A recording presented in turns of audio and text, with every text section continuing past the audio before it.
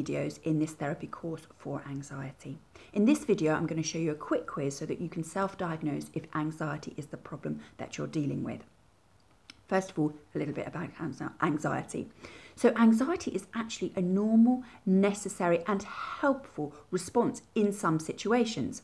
It can help us to respond to threat, it can motivate us to prepare, and it can also improve our performance by improving our concentration, our decision making and our problem solving ability. However, sometimes it occurs in situations where it can't help us, and all it does is cause us distress and get in the way of our ability to function. And anxiety as a problem affects 3.6% of the global population.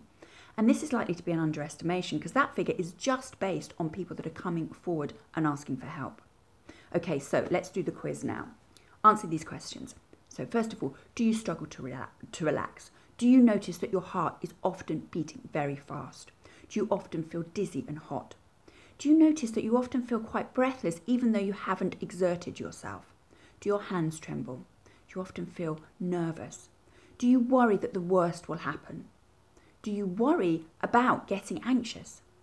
Do you avoid those things that make you feel anxious? Do you worry about losing control and fainting? Do you worry about getting ill and dying? Do you lie awake at night worrying? Okay, now if you've answered between yes to between 1 and 3 of these questions and you've been struggling with your symptoms for less than a year, it's likely that this course is all you need to get better.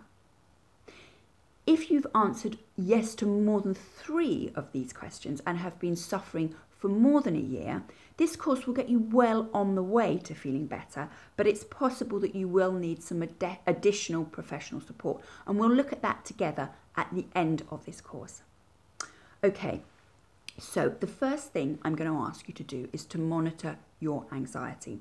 Now, this is quite important for a number of reasons. Firstly, because it's going to give you the motivation to keep going. Working on your anxiety can actually be quite anxiety provoking. So if you can see the changes that are happening, it'll help you to keep going. Secondly, it's important to be very clear what makes you feel better and what makes you feel worse. This is really important in helping you to move forward with your recovery, and monitoring your anxiety will help you to work that out. So what I want you to do at the end of every day, ideally when you're brushing your teeth, is to just take those 2 minutes to think about how bad or good your anxiety has been on a scale of 0 to 10.